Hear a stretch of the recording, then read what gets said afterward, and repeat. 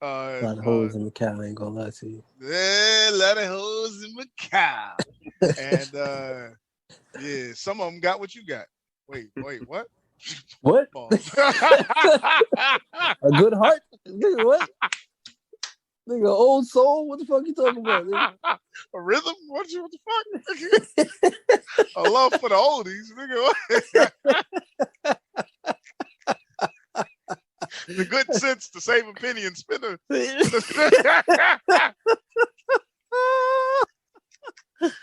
A good old fashioned American can do attitude, nigga.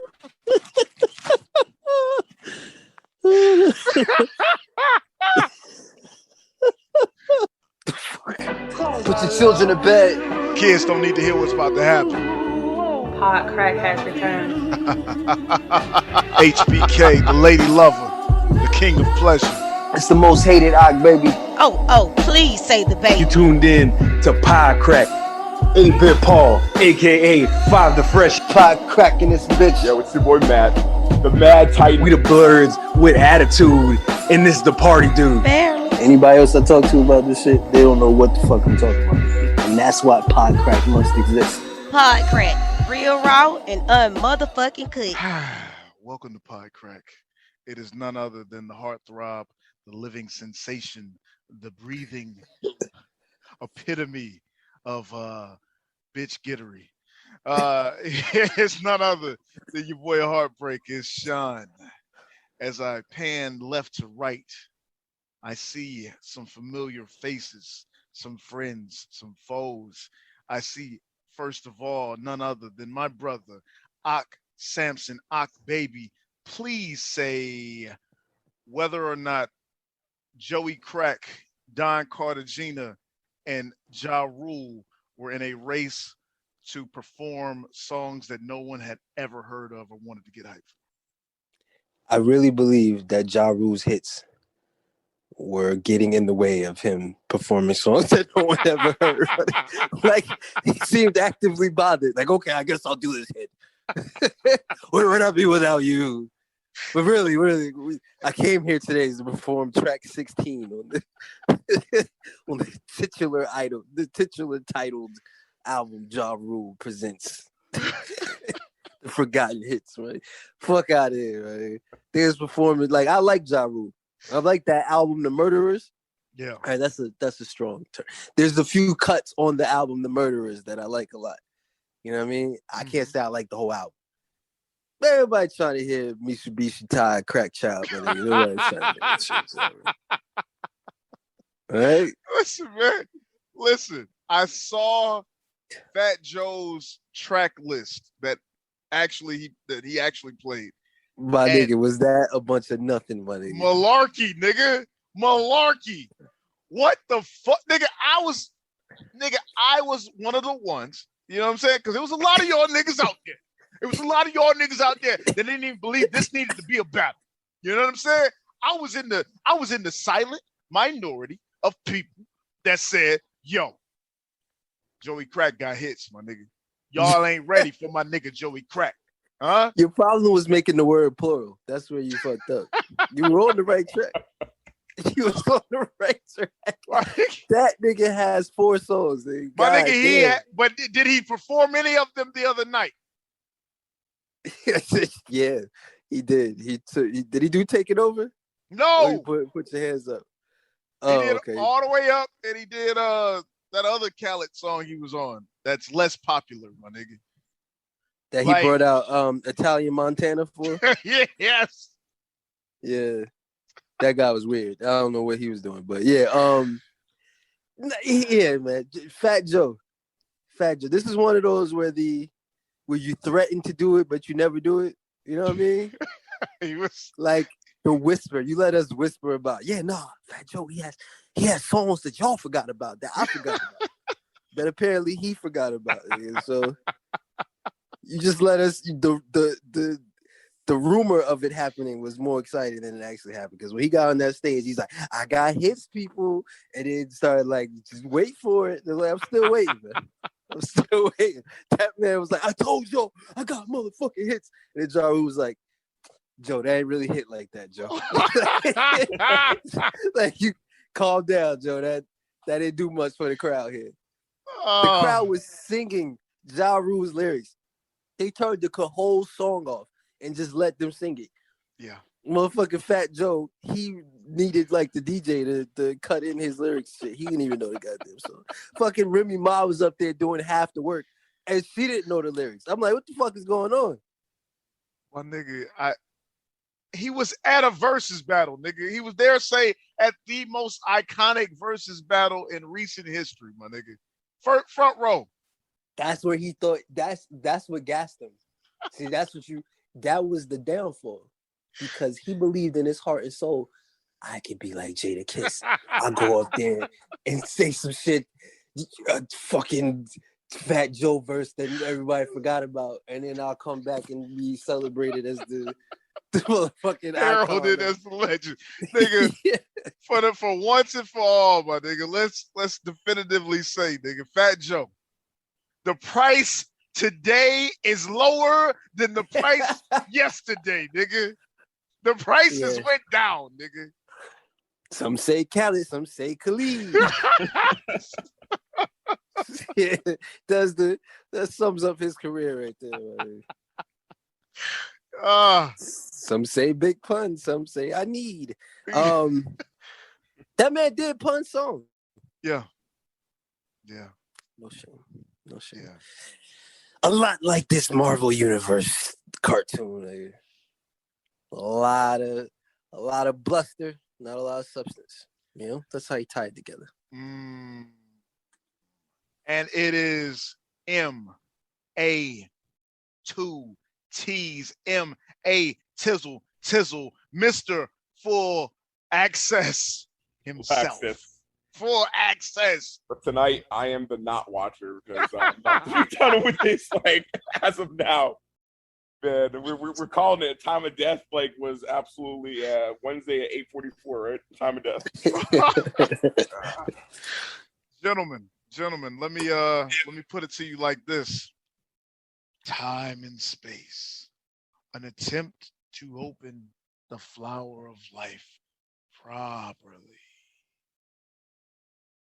What you may call a show that has yet to reach its final episode, I call a steaming pile of shit on my eyeballs. Gentlemen, let us crack Marvels.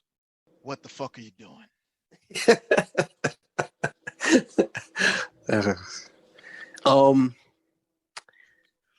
I gotta say that this is one that I handpicked to not watch. I said when we were, I believe it was a mini pod crack ago, man.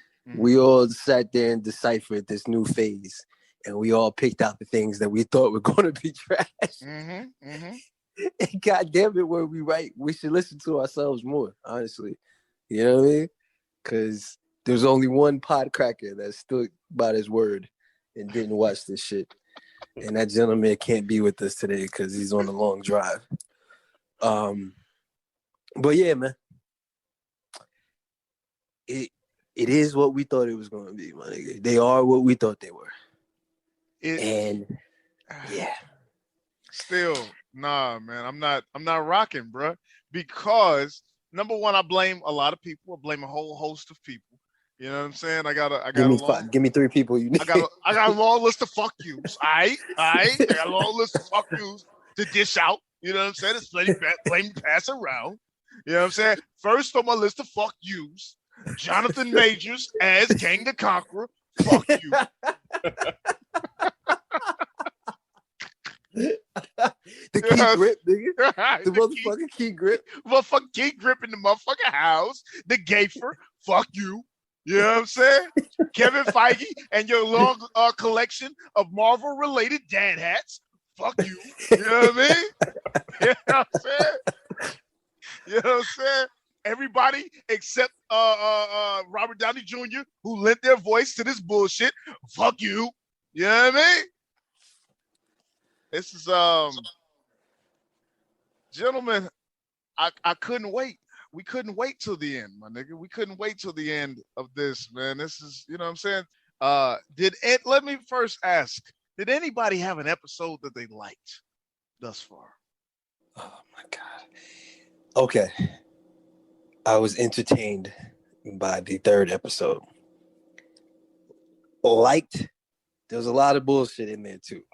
But I would say overall, I was like, that one filled me with hope. I was like, well, maybe they are getting better. Maybe they put the bullshit out there for the woke and dumb crowd. And now that they got that out the way, they could tell some real stories and shit. So the third episode, when they killed all the Avengers before they became the Avengers. Yeah. And it was like a whodunit murder mystery. I literally didn't know. So I don't know if I'm an idiot. Maybe I'm getting slow in my old age. I was on the edge of my seat as well, man. I really thought that was a tide turning. Okay, I'm gonna go ahead and stop you guys right here. That was that entire episode was a complete ripoff off of Identity Crisis from DC, down to who it was, which was Ant-Man's wife. I'm sorry, the Atom's wife. Yeah. Literally, it was like the exact complete copy off of Identity Crisis. Like completely, just completely like stolen from top to bottom. And it really pissed me off, honestly. Wait, DC had a comic book named Identity Crisis, and it wasn't about Two-Face? So many questions. The fuck going on? Heads, tails. What is it going to be? Okay. I barring that information because I had no idea because I don't read DC. I read Batman, and that's where it stops. And that's even a stretch. I don't even know if you can say I read Batman anymore. I don't think we can ever say that. So let me just say, man, I'm gonna be honest with y'all, man. I didn't want to watch this show initially when it was first announced, and then me and Matt went over it one time and talked about the premise of it and how silly it was. But as I saw that this kind of the direction that this phase will be going in, playing with time and playing with different timelines and one-off stories, I said, yo, this show has all the potential in the world. You know what I'm saying? If you could sell potential, if you could buy potential, this is $1 billion. You know what I'm saying? This is $1 billion of potential right here, man. Squandered, man. You have so many little niche storylines, so many things that you could just, you know what I'm saying? So many little rabbit holes that you can go down. And all they picked was the lowest hanging fruit. It's disappointing. Okay. Matt, did you have an episode that you liked? No. Wow. No. A clear cut, defined no. God damn. If you didn't like that one episode, there's no way you like any of them, honestly. So that was the most well done one. After that, it was just like I could see somebody liking the Doctor Strange one, but even that one, like, you know, that one had a lot of problems. It was a little boring. Like a lot of people was like, "Oh my god, this was so introspective. Oh my god, you get to see his emotional tie." Like, yeah, he was pussy whipped to the fucking umpteenth degree, man. Basically, what if the most powerful people on Earth would literally destroy the universe in order for one bitch? You know what I'm saying? Mm-hmm. Like, I just couldn't respect it. And the logic behind it was stupid too. You know? Like, it's just like it doesn't match up with if you go through the whole process of becoming the Sorcerer Supreme. Why? Okay, that's the leap that I didn't understand, right? How did he go? Yeah, why did he do all that? He still had a career and shit. You know what I'm saying? Like, that's the part that made no sense. Like, to me, I'll allow everything else, right? All of that other shit makes sense. But the one part that I'm not going to follow you on is why travel the world and learn these mystical arts also that once you become the Sorcerer Supreme, because I'll be honest with you, if that was your whole case, right, and they knew that was the end, if all time and all this shit is already predetermined, nigga, they wouldn't give you the fucking Eye of Agamotto, nigga. You wouldn't be the fucking Sorcerer Supreme, nigga. They Something, smooth skipped over that shit. It all was that just shit, like, man. the love of his life died, and then he traveled the world. What? Nah, what? Nah, nigga. He was on his way to accepting an award, my nigga. I believe, Because if we remember the movie, if we go by the timeline that you have created, nigga, the only reason he was wandering the fucking world is because he spent all of his fucking money trying to repair his hands, my nigga. Yeah. nigga, he spent all his money on extravagant ass funeral, my nigga. This Yeah. nigga had Kiss playing. Kiss was playing the funeral procession and shit, nigga. You know what I'm saying? My nigga. That nigga hired Beyonce to dance on her grave and shit. Nigga, it was crazy. Talk about the logic of it, because I would say by the ninth mulligan, when he came back in time and like he's like, yo, let's just stay in his pizza place, and it's like Kirk breaks in. He's like, I'm gonna murder her. So breaks in an assailant. You mean? Oh fucking my assassin, nigga. Yeah, Like, he didn't even, that nigga said, "Fuck this pizza place. Y'all ain't got no money, nigga." She looks nice to shoot, nigga. My gun is drawn to this bitch. Yeah. Like, yeah, it was that it was universe kinda, said by any kinda means necessary. Yeah, any means necessary. Like, I mean, I could think of literally a million and one ways that they could have just not died. And honestly, like, that's just how that would work. But no, like, every time they went back, it was goofy. Truck misses, truck hits, truck like crashes. They're both alive. The truck driver somehow is an assassin also. Gets out, shoots them. they parked the 18-wheeler in front of pizza. It's in front of Malialos and shit, nigga. Yeah. It was like some Wile E. Coyote shit where it's like, if the accident didn't happen, then like a boulder would just smash into her or something. Or, like, piano mover. Like, did she die in like the projects caught on fire or something like that? Yeah. So it's like yeah, a project building catches on fire. Bitch had a heart attack on the dance floor and shit. Oh, that was my favorite one, the heart attack. That was my favorite one. Yeah, because it was inexplicable. The fucking girl was like, they were dancing, right, having a good time. She's like, oh, there goes the left. It goes to my left ventricle, please, doctor. Is there a doctor anywhere? Is there a heart doctor anywhere? Anywhere? He's like, sorry, I'm studying the mystical arts, buddy. Listen, I'm gonna be honest with you though. Although, you know, the episode 3, what if the world lost its mightiest heroes, is probably I would say my favorite episode out of this sample size, right? And that's not to say that it was great. It just is what I had to work with. It is great. I liked it. The only thing that bothered me, the only thing, she gets into the car. Yeah. With the whole group of niggas, presumably the same niggas that held Cap hostage in the elevator. Yeah. She beats the shit out of them. Yeah. And then she does like the IP man, Ip Man hands on these niggas. Like, she was speed bagging them niggas, man. Yeah. The fuck? This bitch was practiced Tiger style, the art of shadow boxing, motherfucking chest boxing, and all that shit. Nigga. I was like, this bitch is joining the Wu-Tang after this. But here's the thing, man. And then she hey, you might want these. And he was like, oh, thanks. Wait a minute. You know what I'm saying? Oh, Three Stooges ass nigga. Nah, yeah. This is my thing, man. This is my thing. The Doctor Strange episode probably had my favorite moment out of this entire series. Matt, let's guess what his favorite moment was. I hope it's not my least favorite moment in the entire series, which was in that same episode. So I don't know. Let's see.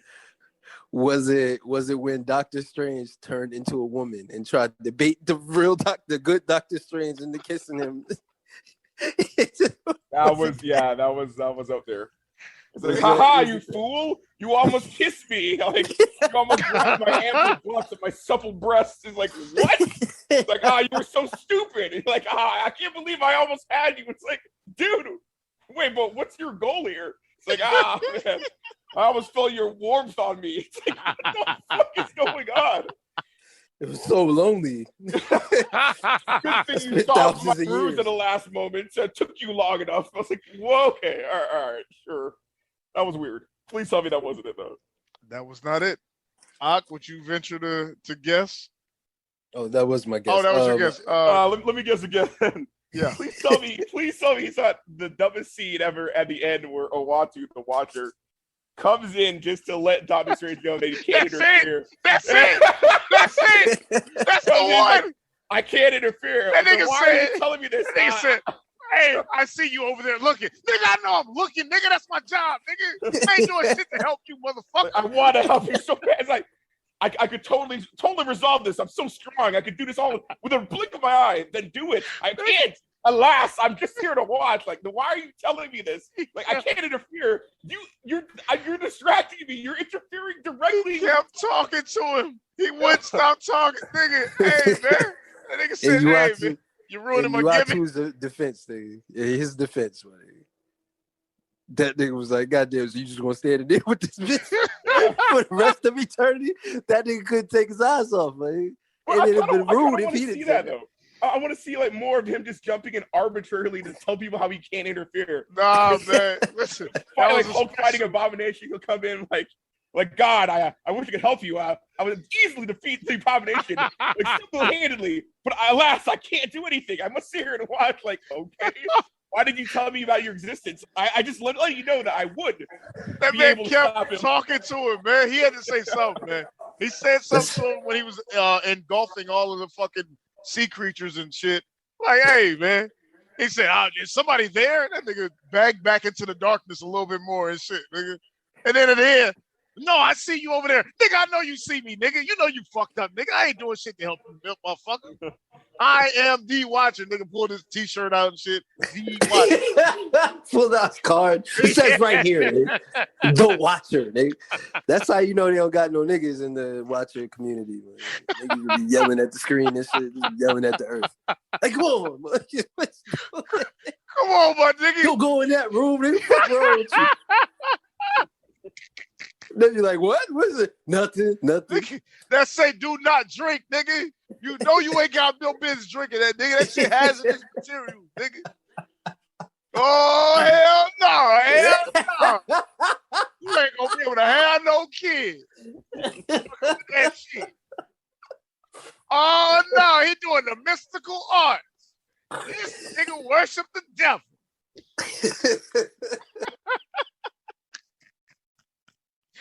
Yes. So, anyways, that was my favorite. That was my favorite scene, man. But I will say, yeah. Why were we able to guess it so quickly, Sean? My nigga, hey, you were nothing if not predictable, sir. I'm a man of simple means, my nigga. I'm a simple man, making it any way I can.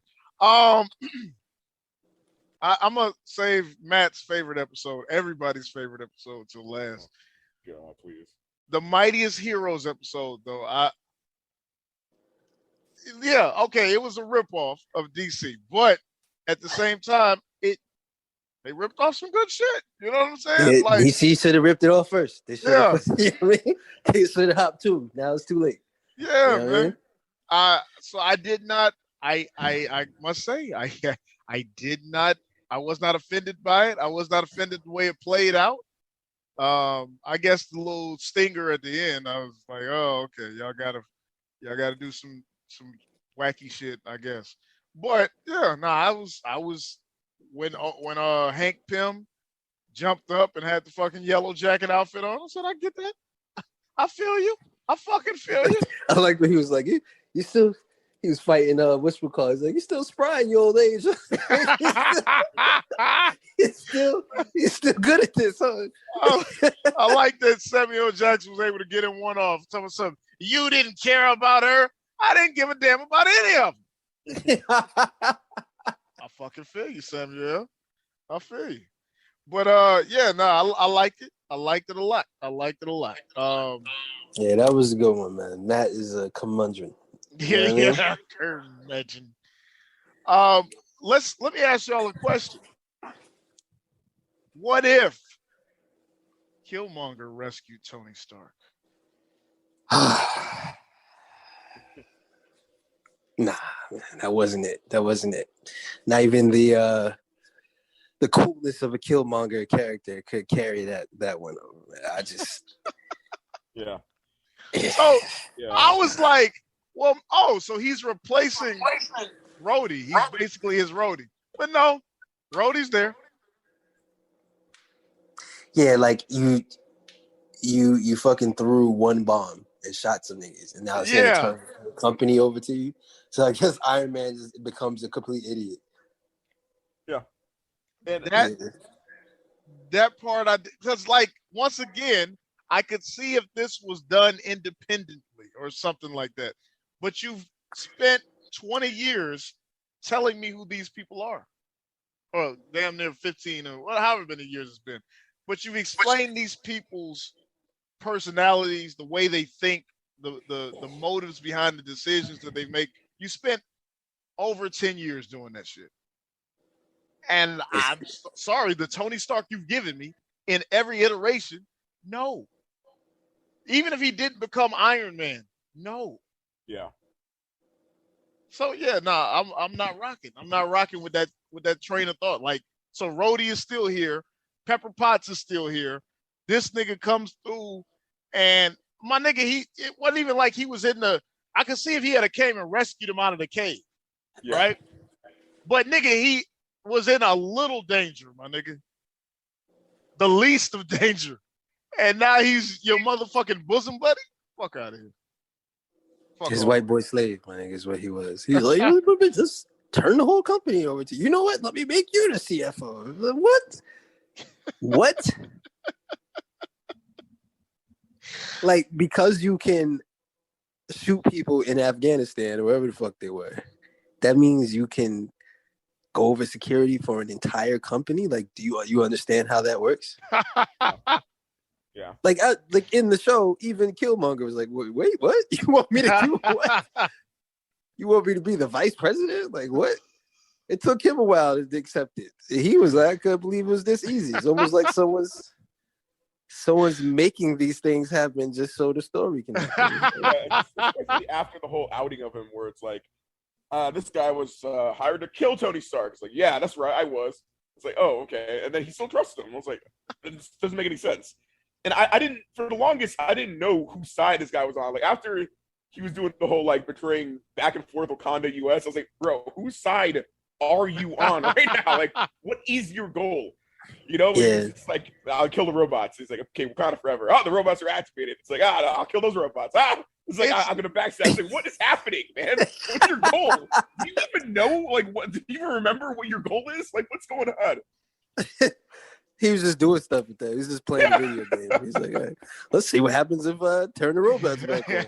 It was he was the motherfucking the Goosebumps books, the last ones they was making, where it was like, if you want to see what happens, go down, go to page 78. Yeah, wrap it up, Sean. We get it. We get the metaphor. Fuck you, nigga. Fuck you. I have as much hate in my heart for you as I do Matthew Chauncey and AC Bradley, the writers of this show. Because to me, these niggas are basically taking like a cursory look at characters, not even understanding their motivation or their background, and then rewriting them into an entirely different plot that doesn't make any sense. Like Killmonger, his shit was perfect for the overthrowing of Wakanda, right? In the movie Black Panther. Because it made sense. Yeah. Was his plan to overthrow Wakanda here? Or was his plan to endear himself to Wakanda? That's what I'm saying. I don't know. The fucking writers don't know. The audience doesn't know. Like, because once you take him out of that setting, my nigga, he's a good fighty nigga. Like, you know what I'm saying? He is who he is, my nigga. He's a decent fighter. And here's the other thing. Should he be able to just destroy a robot like so much Wolverine in Days of Future Past and shit? But like, were those robots? Like, what were they? They were fucking the Foot Clan. Yeah, they were. Dude, Angela Bassett killed 2 robots with 1 spear. She got a double kill, jumped on top of that spear, ripped that spear off, yelled Wakanda forever, and then cartwheel killing at least 6 more in the process. Like, it was absurd. Those robots were useless. It was like season 3 of Teenage Mutant Ninja Turtles, buddy, where they had the bright idea to make the Foot Clan robots so that the Turtles could actually use their weapons on somebody, buddy. And yeah, them shits were easily disposed of, man. Oh yeah.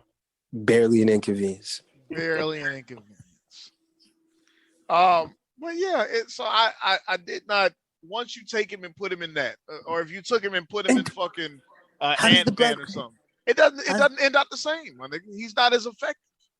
I hate to interrupt you again, sir. Could y'all just explain how the Black Panther thing works again? Because I believe this nigga just showed up and became the Black Panther after a month and shit. Like, is that how it works? Once again, a cursory look at the plot of Black Panther, my nigga. Not even fucking understanding the subtext and shit. Said, oh yeah, if you eat the flower, you're the Black Panther. Okay. Nah, my nigga. I'm sorry. There was much more tradition and fucking. I believe Ubuntu would have had a problem with this. My nigga. He would have had something to say, my nigga. You know what I'm saying? Yeah, I just don't get it, man. I don't understand. They've been giving these characters with such a rich history, and they just show like no fucking reverence to them at all. I don't. Very lazy writing. Very lazy writing. Speaking of lazy writing, gentlemen, what if zombies? Yeah, Can I say this is probably the worst? Yeah, what if zombies were in a PG like setting? Like, bro, like I mean, that it was weird. It was a weird decision for Disney to do this because it was like this combination of like, let's try to do like a zombie tropes with like PG goofiness, and like when Happy was like yelling pew pew pew when he was shooting, it took me right out of it. That shit was so stupid. It made no sense. It was none of this made any sense, especially after the episode where they killed all the Avengers. Why did they go this far? Why did they do that? The characterization of these characters was so stupid that that was the most Marvel thing they possibly could have done. Yeah, and it was disgusting. It was disgusting. Everybody cracking jokes in the midst of their dear friends dying right in front of them. Like, it was just idiotic. And then the main problem that I had with this episode, the main issue,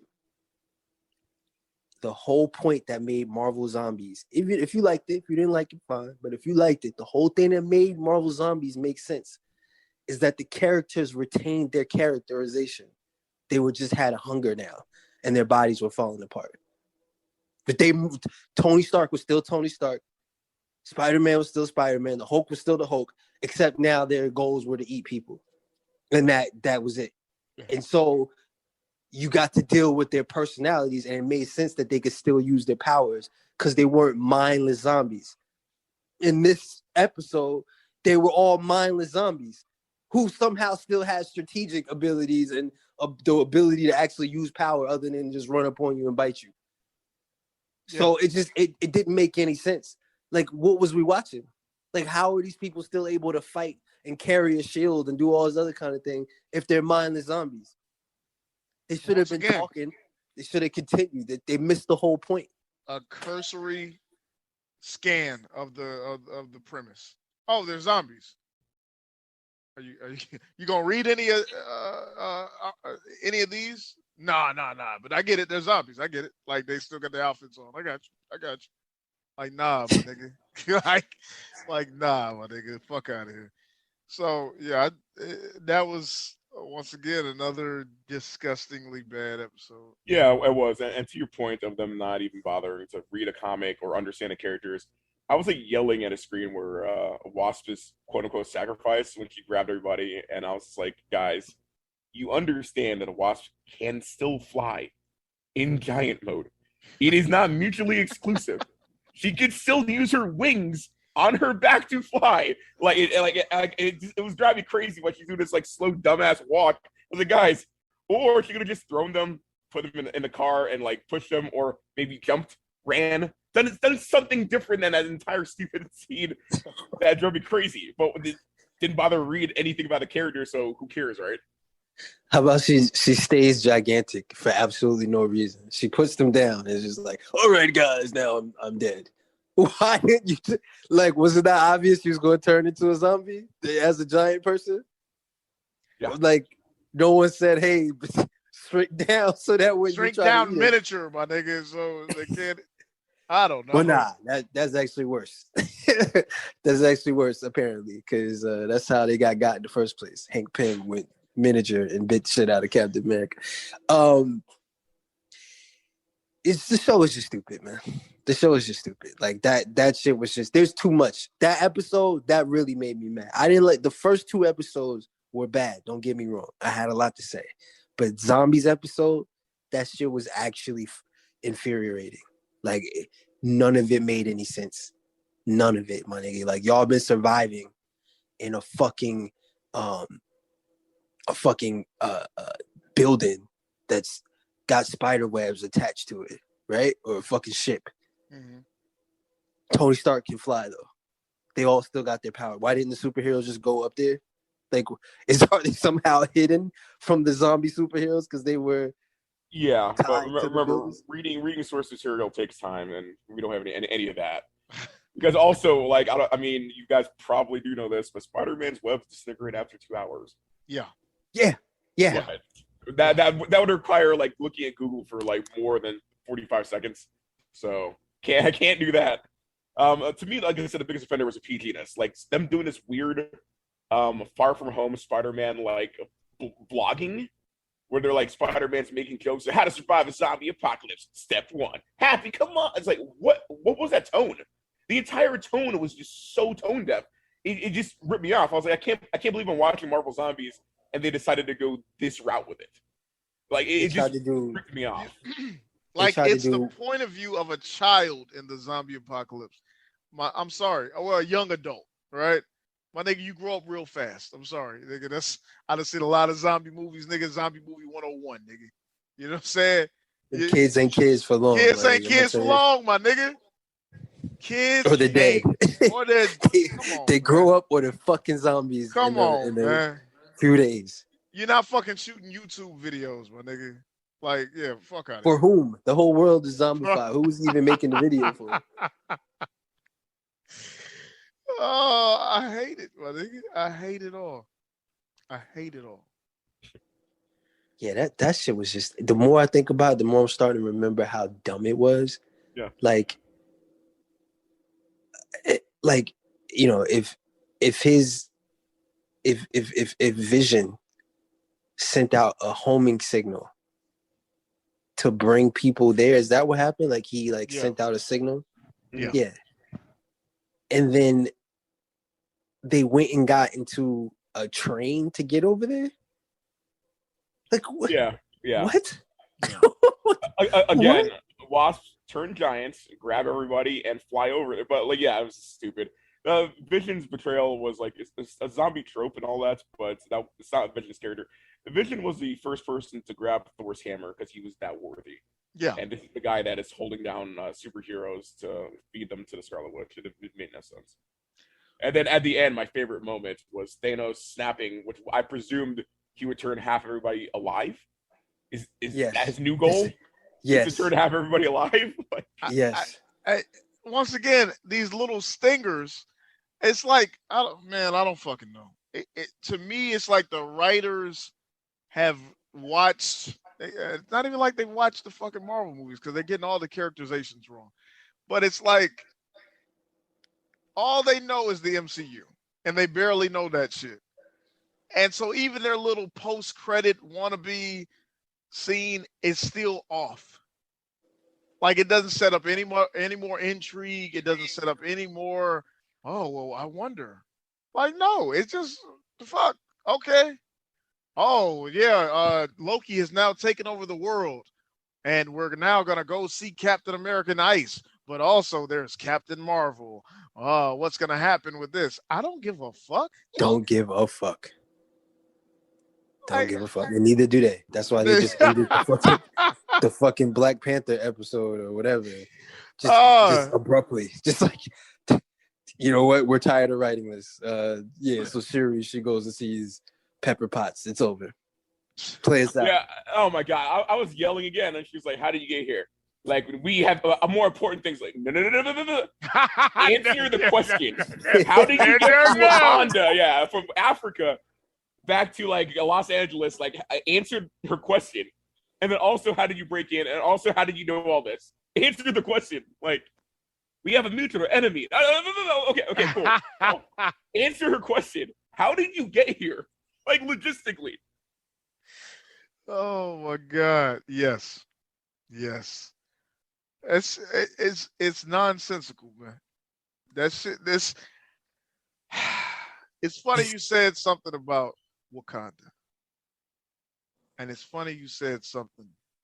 You know what? Fuck all that, man. We save it to last, man. We save it to the last. Fuck it. We'll do it live. Please.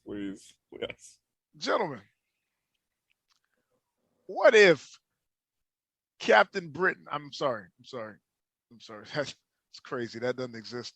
What if Captain Carter were the first Avenger? ... But she's a girl. Yeah, man. I don't know if I talked about this on the show before, but completely missed the mark. Didn't understand anything about Steve Rogers as a character at all. And that to me set the tone on how bad this is going to be because, yeah, once again, they just really don't get it, man. Like, Steve Rogers isn't drugs. You know, like, that's not him at all. Steve Rogers, he held Thor's hammer. Like, he's everything but the goddamn drugs. But they give the drugs to Captain Carter, and all of a sudden she's him. Times 10, eye rolling, better than everything. Like, it's just so cringy, man. Like, the agenda was, like, real with that one. I hated it.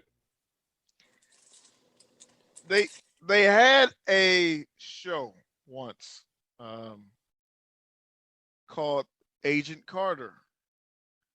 I didn't watch much of it, but Agent Carter is Agent Carter because she's stealthy. She's a spy. She can lie her way into situations. These are not the pure, admirable traits of Steve Rogers. Not to say that it's bad. Not to say that she's not just as necessary to the story. But a Steve Rogers, she's not. So when she takes the super soldier serum, the same conundrum that we reached in fucking Falcon and the Winter Soldier, my nigga. If you take it, you just become more of who you are.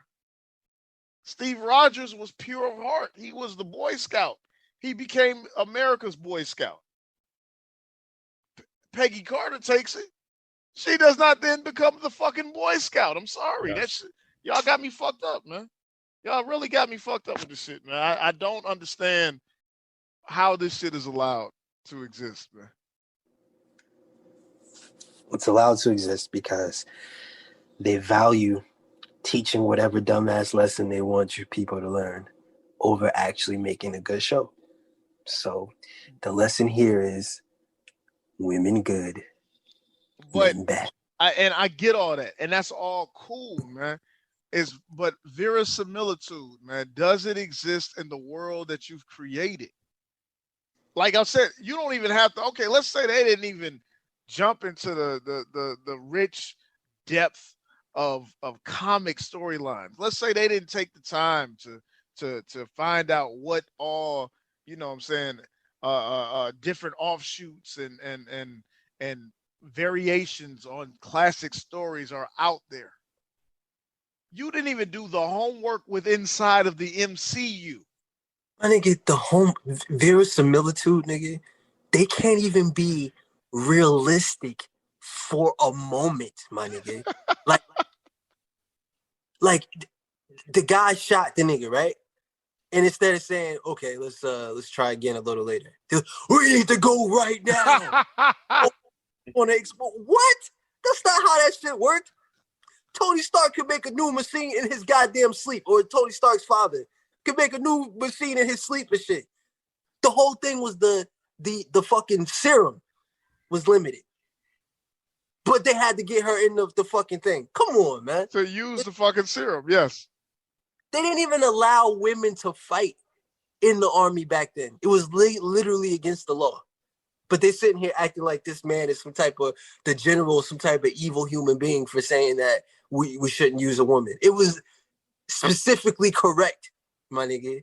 And that's what I'm trying to say. Like, it has verisimilitude. That's like asking them to fucking to solve black relations in America during the fucking Falcon and Winter Soldier and shit. Like,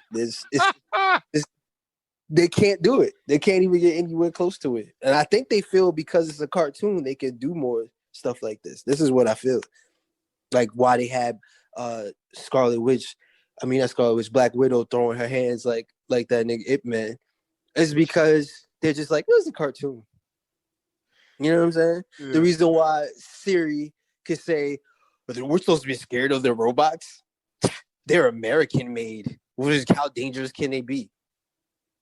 Like as if Tony Stark is an idiot now, which he is, I guess. You know what I'm saying? Tony Stark is an idiot compared to her.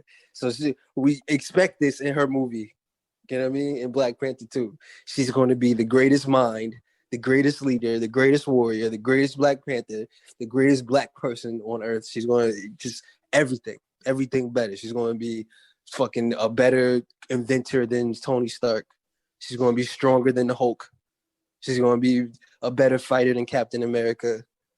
So you're telling me she's going to be better than Riri Williams, a.k.a. Ironheart, the new Iron Man, Iron Woman, black little girl genius person? Wait, what? Wait, no, I know there's an Ironheart, but they're entering her into the MCU? Yeah, they are. She's getting her own show. What? You didn't know? I think I did know that. I guess I blocked it out of my mind. She's going to replace Iron Man in every way in the MCU. Mm-hmm. How? Does she have millions of dollars too? She made an Iron Man outfit on her own. Where are you from? So she's not superbly rich as well? No. She doesn't need the money, man. But you don't need money when you got black girl magic. Hashtag. Money is for losers. Tax the rich. Eat the rich, my nigga. Yeah, that's... All right, so that episode was utter trash. Her, like, beating up the fucking universal threat. What's the name of that? I know it's not Cthulhu, but what's the name of the fucking squid monster? Shimagora. Yeah, her fucking up Shimagora was too much for me, man.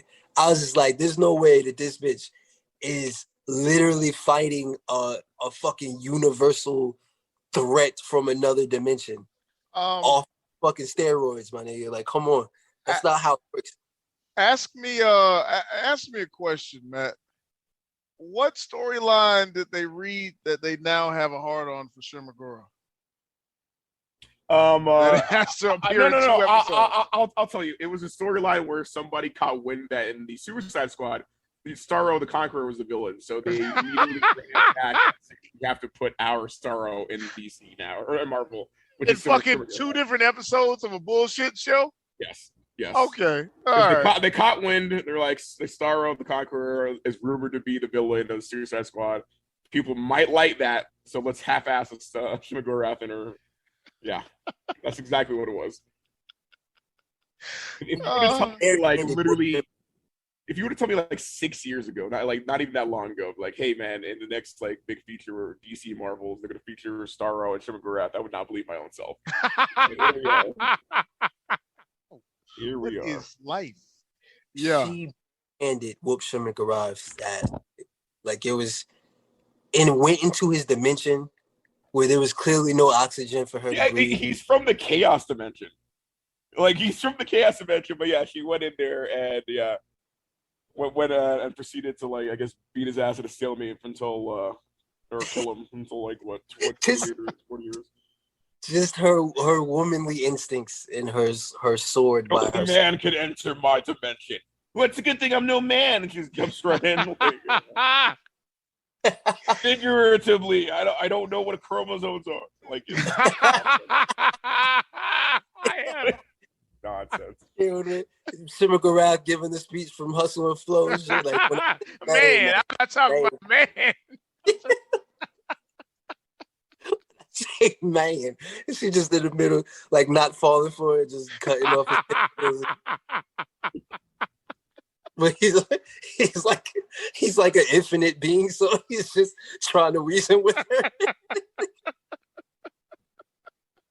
for 20 years. That's how it works. Yeah. Bet you didn't think a woman could do this. I don't know of these genders. I'm just I bud. I'm asexual. I bud. I don't. What are you talking? Yeah. But you didn't think that was capable. Like I don't know your capabilities. I have no idea of these concepts. I know nothing about them. Putting me in another box, are you? What the fuck is a box? What are you talking about? The time's up for your ignorance, Shimmer Garath. I have no concept of any of these things. The patriarchy, the fucking workplace gender politics. I know nothing of it. The hell is a pink tax? What the hell is a tax? What's the color pink? What is that?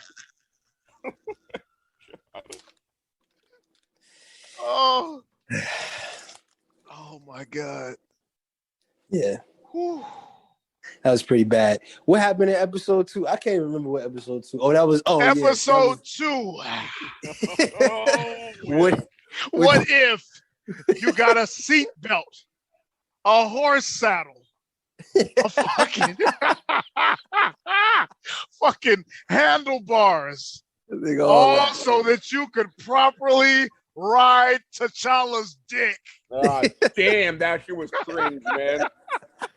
Get off this man's nuts, man. God damn, dude. That was the hardest one to watch. I had to pause that several times because the cringe was getting too hard, man. Oh my God. The opening scene where this nigga plays out Coming to America, where he meets Prince Hakeem in the fucking hallways. Nigga. I was like, Marvel said to themselves, we really like Coming to America. Let's just repeat that. This nigga got on his knees. Yeah. This nigga asked him, could he fight? This nigga smiled while he was getting knocked out and shit. It was disgusting, man. Djimon Hounsou, also known in the black community, widely agreed upon by no other moniker than simply Amistad. I dare say I've never seen him in a comedic role. I think that's safe. I want to say I saw him in like a comedy movie, but he wasn't a comedy nigga. He don't do no comedy. He's probably sitting there looking at the lines like, all right, I got this. First take, let's go. Star-Lord? May I suck? Wait, what? Like, come on, he's dead. I mean, I guess. Come on, it's a cartoon. Nobody's watching. Nah. He was living, my nigga. He was living when they made this, man. You could almost forgive them. Yeah. You could almost forgive them if he had died already, but you're right. There is no excuse for these things. He's in like 4 episodes, man. You know what I'm saying? Like, it literally is like man. we riding this dick, Marvel as a whole. Everybody get on board with this dick. Like, and once again, characterization, man. All right? Like, this is the magic of the MCU, that it's not just one-offs, that you sign these people to these ironclad contracts that have like 20 films in them and shit. You know what I'm saying? Like this slave trade that these motherfuckers have. Djimon Hounsou did not just play that part at the beginning of Guardians of the Galaxy Volume 1. He reprised the role in the forgettable Captain Marvel. You know what I'm saying? So he was been in that role before. He knows that character. He has an intimate knowledge of that character. And for you to say, well, yeah, it's going to be the exact same character, except now he just has a taste for fucking Chadwick Boseman's nutsack. Well, everybody did. Thanos did. Everybody was on this man's nuts. It was fucking gross, dude. Once again, I don't like we said, he was not, when they recorded all this, he was not dead. I mean, you know what I'm saying? Like, God bless the dead, but he was still very much living. But even if we And we have a great hey, what camera am I looking at? Which camera? Hey, Podcrack has a wonderful award-winning review of the film Black Panther. We discussed this man's manner, his tone.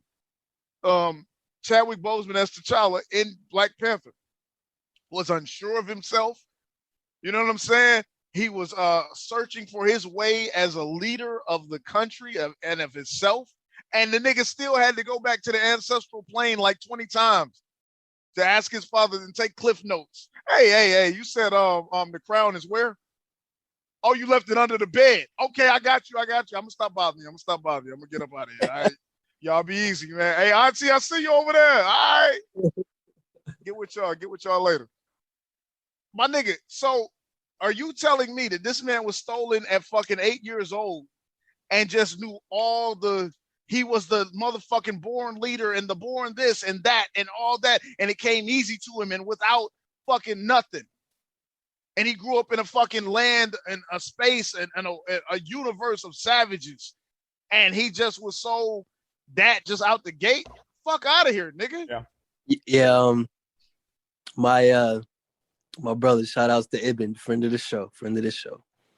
The architect, friend of the show. Go ahead. He was Paul before Paul was Paul, my name. And I asked him about this episode. I said, "You really like this?" And he's like, "Yeah, I had no problems with it."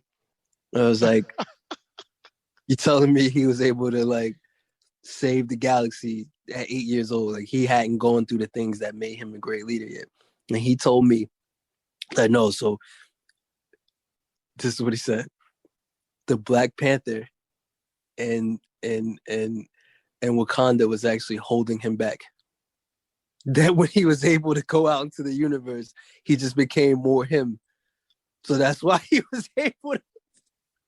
That's why he was able to be so good. Get out of here, man. Get the fuck out of here.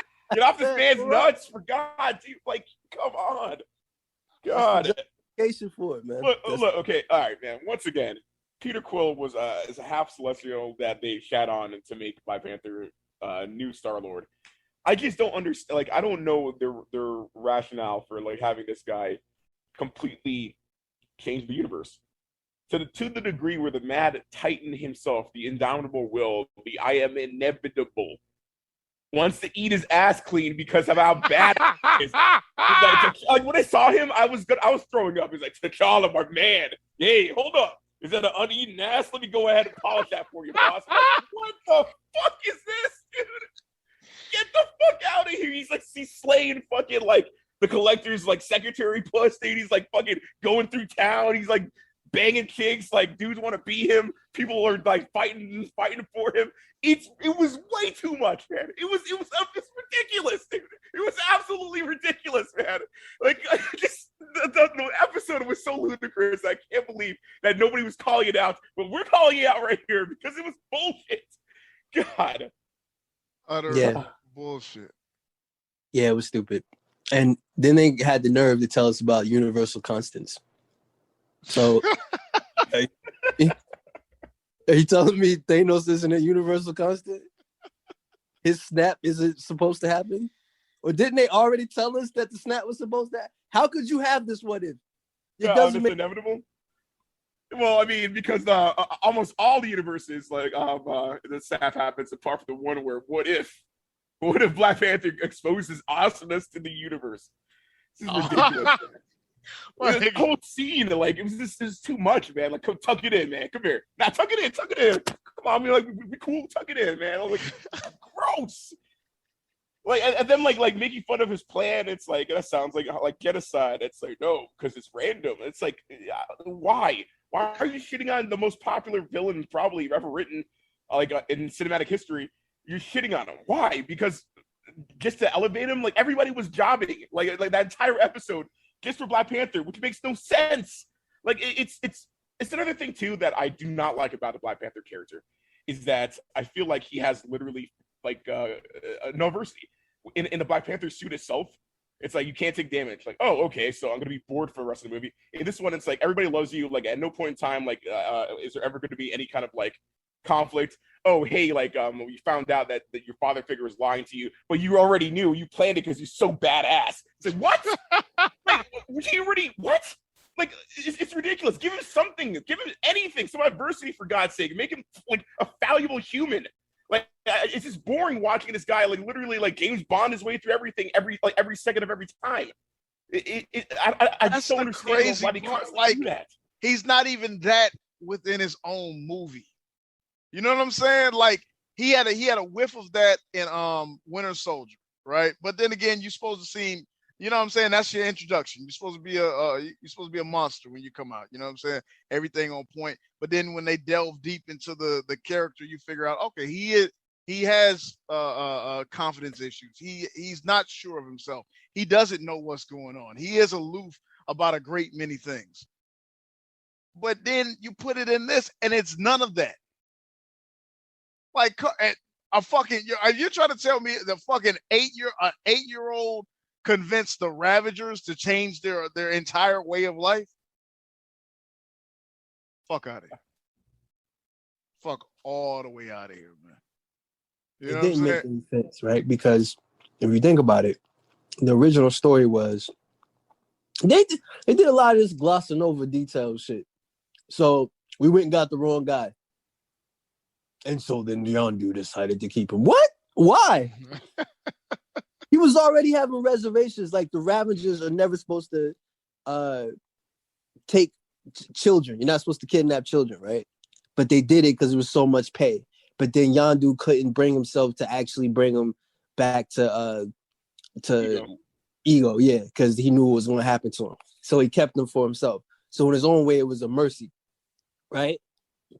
But he got kicked out of the Ravagers for that, right? Is that how the story goes? Yeah. Yeah, but you're forgetting one small detail that I think everybody forgot. Yondu did that to several kids. Several different aliens that Ego slept with, he's done it to. Yeah. Peter Quill was the first time he said, nah, I'm kind of sick of baby killing. But he has a lot of dead babies under his belt. Right. And this is, yeah. What changed with this guy? Like, But he could have which just is took the him wrong back. guy. Yes, you're not even. Exactly. That's like there was no reason for them to continue on with this kid that they took. Why didn't you just leave him there? Why was like, kid, I'm gonna show you the stars. Why did he decide to adopt this kid out of nowhere? It doesn't make any sense. It would have been funny though if you did bring him to Ego and he's like, "Here's your boy." It's like, Yondu, that kid is he's after Yondu, he's so. Survivor, hey, explain this for me. Yeah, like, No, it's fine. It's fine. Just leave him. You know what? what's the problem? No, he's a little. Where did you get him? I mean, you're blue. You're blue, so I know you don't really understand. God damn it! The kid's dick is bigger than the fucking hot dogs. His fucking hair, the water just beads up off his hair. like that Zip Carrey movie. When he had the 3 black kids. Yeah. His neighbor tried to tell him.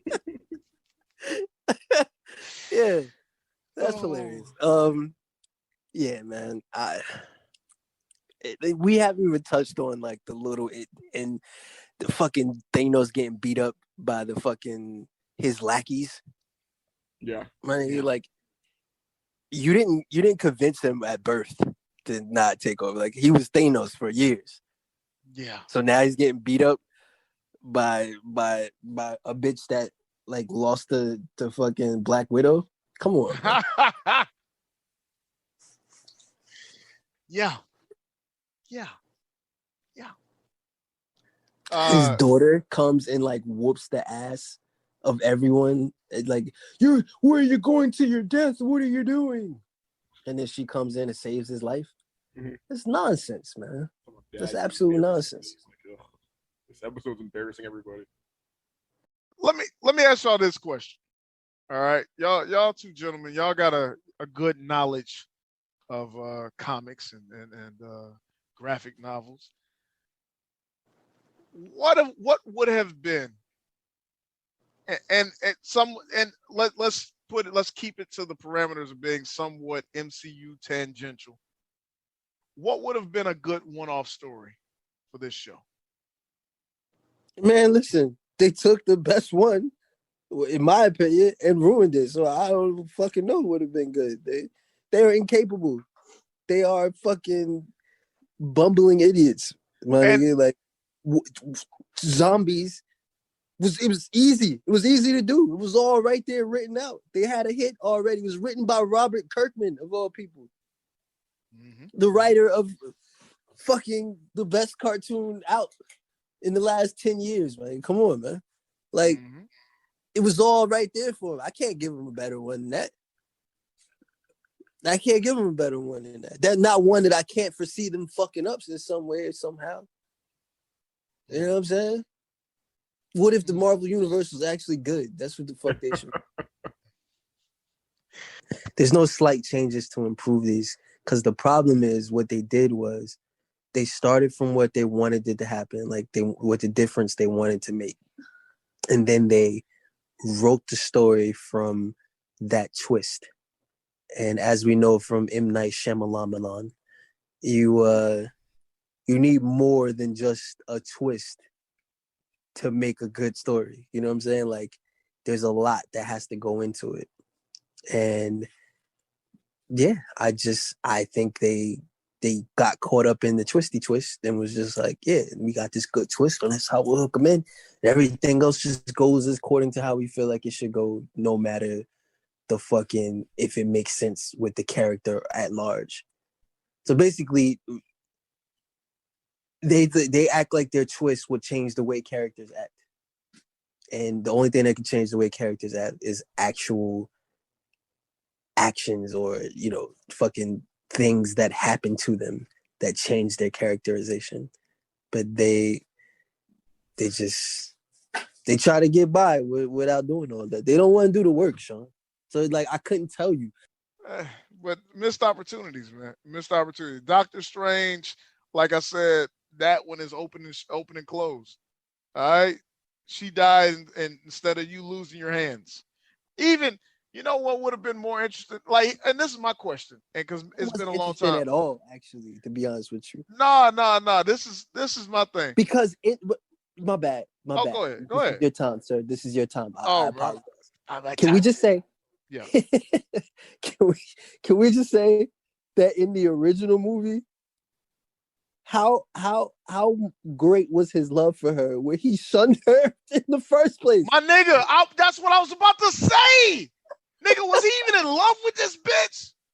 No. He was not. Nigga, like, and let me ask you this. Can I ask you this? Can I ask y'all this question? Please. It's been a while since I've seen the movie. Isn't this bitch still alive? Yes. Yeah. But in our universe, he didn't love her. Like, he just violently roasted her. My audience, like, fucking was like, damn. Like, after, like, oh, what? We're going to get married, have kids? Get the fuck out of my house. And leave the groceries. Idiot. I was like, oh, shit. I'm like, okay. He clearly cared more about his job than he did this bitch. But in this iteration, he obviously cared about his job. It's like that Nicolas Cage movie, The Family Man, where that nigga got the money, he got the bitches, he got the Lambos, he got this, he got that, he got the penthouse, all because he left his college girlfriend at the airport, right? And what if he didn't leave her at the airport, nigga, and he went with her, and he had a fucking duplex in New Jersey and shit, and worked for the tire company and shit. That's some logical shit, my nigga. But the root is that he loved her in the first place. He just had to go handle his business. He had to go to the airport.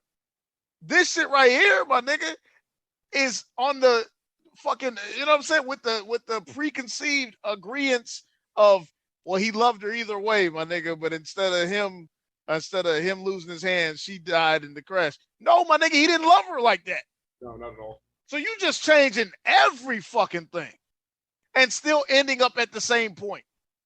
He's still going to be the Sorcerer Supreme. He's still going to be like, no, motherfucker. I don't even want the Eye of Agamotto, nigga. Motherfucker, I got a Pierre Philippe, my nigga. I got whatever. The fucking I got a $10,000 watch, nigga. These real diamonds, bitch.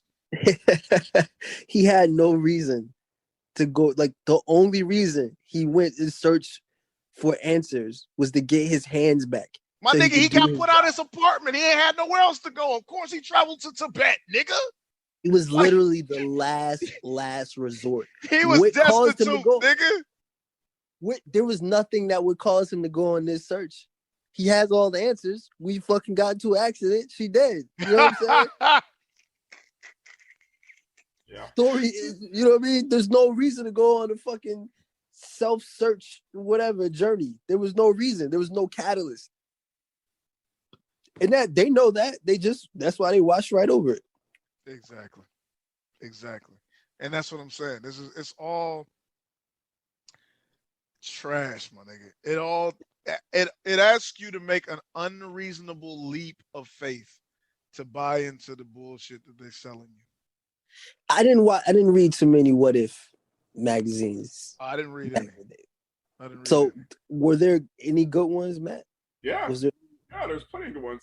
Like, what would happen because they revitalized it is like after like an arc, they would put out like one or two what if like different scenarios on how this would have played out this differently if this happened. Like for the Secret Invasion, they had like a couple ones for Planet Hulk. World War Hulk. They had a couple what ifs that were awesome. It was like, what if Thor intervened? And Thor was like, yo, this guy's justified. And like, then he like backs off. And like, what if Hulk won? They had a lot of good ones. One of my favorite ones was the Age of Ultron. Had a what if, and it was amazing. It was almost like a scientific like drama movie. So it's in the future. Ultron has won, right? He took over. It's the age of the Ultrons, and Hank Pym's the only person alive because Ultrons keep him alive to torture him. So Hank Pym gets like all the other heroes that like he can find, like Wolverine and Sue Storm, and he's like one last attempt to take down Ultron, and he does it, and it's like an amazing comic. And the last like comic, he goes to take down Ultron, and like their plans just fail. And Ultron grabs him, and he's like torturing. And he's like, yeah, you know, I saw this like a mile away, and then like he rips him apart. And you see that Hank Pym was an Ultron himself, and that all Ultron does now, he's taking over the world, is creates different Pyms to try to thwart him because he's bored. And it was awesome. It was a great comic, man. I was like, oh my god, perfect twist ending. It was just interesting. It was amazing. Like one of the bigger ones was this whole magic versus science what if, right? And that was the whole like what if Vision wasn't created, and his contribution to this like big like arc in the 60s with the Adventures versus Morgana Le Fay. And it was amazing. It was like, okay, now magic's the dominant force, and how is that going to affect MCU with like magic being this dominant force, and how many characters use like science? A lot of them, and it's like, and without them, like there would be like the background characters, and these new characters would be the foreground characters, and that was interesting. That has interest in it, you know. It was amazing. So there's like a lot of decent what ifs, man. But and there's a couple funny ones too out there, but like ultimately, every single one of them is better than what you got. Every single one. So basically, if I put that together with what Sean just said, and what I was saying, how there's no way to fix it. Sean was saying like these shits are based on bullshit, and you're saying that there's other stories more interesting.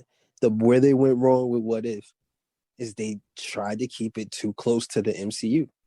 Like they wanted to, like basically we just watched the MCU play out 6 times or however many episodes it's been with these small slight changes. It's just basically the same story over and over again. And whoever made the conscious decision not to go too far away from that is what poisoned the whole shit. I figured it had too many characters that they don't own. But that's not, they own them though. That's the issue. This is my thing. I thought, now at one point I was sold on this show, and I thought it was going to be great, right? Because I said this way they get to beta test a lot of introductions of characters and storylines and all this. If in my mind, I was like, you're gonna see the X-Men, you're gonna see the Fantastic Four, you're gonna see things like that because they get to just test the waters with this type of shit. You know what I'm saying? Or even just the thought of mutants, or the thought of fucking all this other shit that they own that they're sitting on that they haven't used. You know what I'm saying? Even fucking Mahershala Ali's Blade that you won't see for like 4 more years and shit, but they already cast this nigga and they already developing it.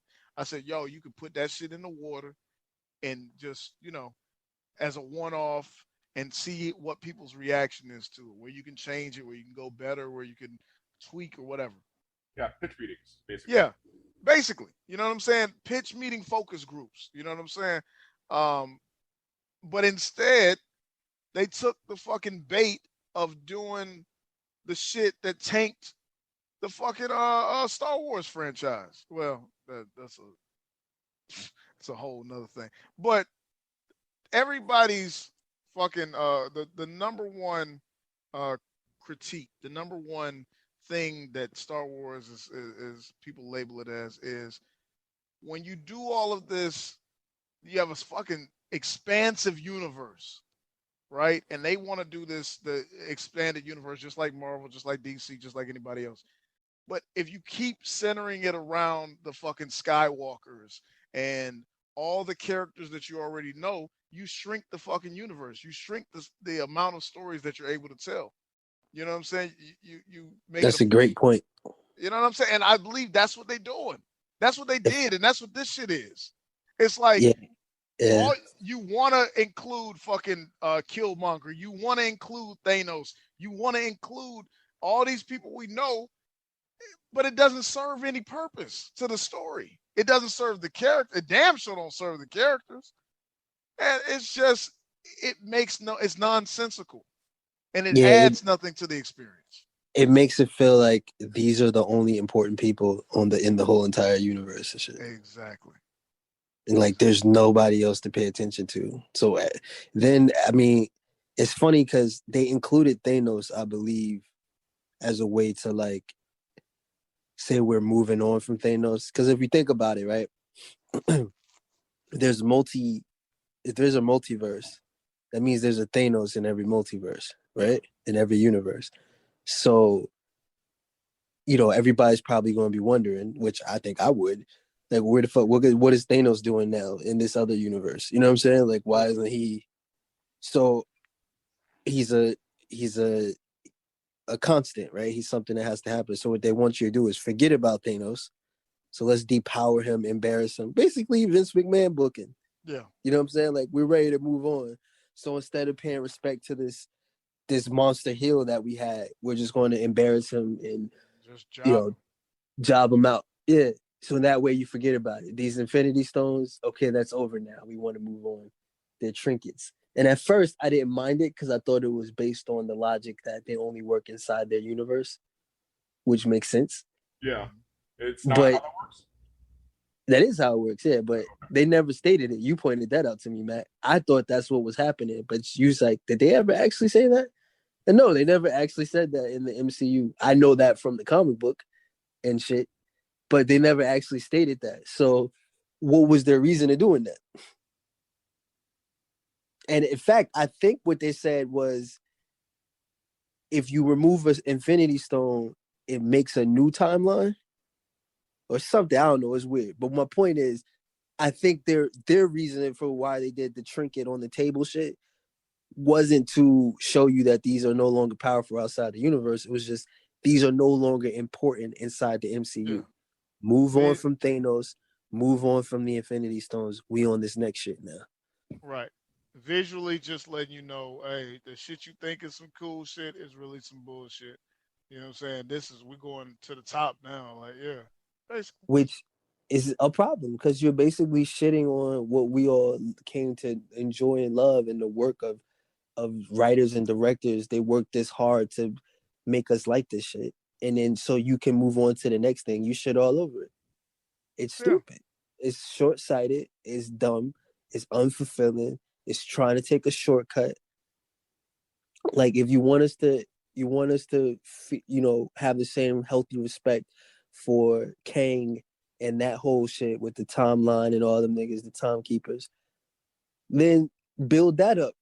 Don't try to shortcut it by saying, look, Kang shits on Thanos, or look, the timekeepers give a fuck about these trinkets, the Infinity Stones. That's not how you do it. That's like bringing over the champion from another organization in wrestling and then having him job out to your guy. That's not doing any service for anybody. All you're doing is upsetting people. It's a Hey, man, universal constant. are we What watching? if? Are we watching Venom? Are we gonna crack Venom? No, didn't crack- I'm not watching Venom. Wow. No, Matt, it's just too the one. This is where you draw the line. This is the line, my nigga. Yeah, I mean, yeah, Venom is my line. Like, I didn't watch the first one. I'm not gonna see this one. It's You too didn't watch the first one? No, I can't, man. I really can't. Matt, I can't. Matt, if Bro, if this is it goofy wouldn't as unplug fuck. my headset, I'd fall down on the floor right Bro, now. what do you? Whoa. Is this the hill you guys are dying on? The hill you guys are dying on is one where it opens. We're more shocked that this is not the hill that you want to die on. Yeah, my I nigga. know. It's too much, man. It's not, okay. It's like I said. Titans is trying to be a good show, but failing in every metric possible. That's why it's funny. Like Venom, like it's fine. They're like teaching, like, oh, we're gonna start with like they're like a lovey couple. It's like, Eddie, I'm cooking you breakfast, Eddie. Oh no, my last eggs. Oh God, I love eggs. Oh, I'm sorry, Eddie. It's like, what the fuck is this, dude? Come on. I can't believe. Why did you get this nigga started, Sean? I cannot believe this. Do you understand? This I nigga liked just went Venom. in depth. He gave us a deep dive on Cloak and Dagger. Because I like Venom. I don't want to see my childhood Venom be like, oh, look, there's Carnage. Venom. Oh, Carnage is a scary bad man. I can't fight him. It's like, what the fuck was that, dude? This is actually in the trailer. I don't want to see it. Listen, Sean, Matt. I like Venom. Why did you get this man started? Please. I like Venom too. I don't understand. Like, this is crazy to me. Y'all, it turns in the wind, man. What are you talking about? Dude, I can't co-sign, man. It looks too bad. Too bad. Listen, Matt, man, listen. Maybe me and I drank a little of that 10 out of 10 juice, my nigga, walking into Venom. Wait. No, don't. I'm not on your side. No, man. Wait, you didn't. I I'm thought you on that side, my nigga. Why did you do this? I thought you liked Venom, man. I did until he spoke those words. God, it was in the fucking goofy ass dumb trailer. Like, Man, listen. That nigga said, "I made you eggs, Eddie." Then he said, "Those were my last eggs." It's perfectly encapsulates. It does sum it all up, don't it? It does sum it all up, don't it? I can't miss this. Like, I can't miss this important interview. It's like, I'm hungry, Eddie. Like, shut up. You're gonna hear you. Like, oh, she has turkey, my favorite. Like, what the fuck is going on? Dude, this is a Spider-Man villain to Venom? No, get the fuck out of here. That is nothing if not he's never the nigga you think he's gonna be. Ever. Ever. Ever. Matt, you are a conundrum wrapped in an enigma, my friend. Damn, bruh. This nigga that made me hate. And please don't tell this nigga that knows about nothing I like, nigga. God damn. Matt, what you think of the movie Kids, my nigga? Yeah, what's your thoughts on Young Guns? Well, gentlemen, it's been a pleasure. Now, if we all can join in unison in the phrase that pays. Pie crack out. Pie crack out. Pie crack, right? Real guys talking that real shit. New episodes weekly. Rate, comment, and subscribe.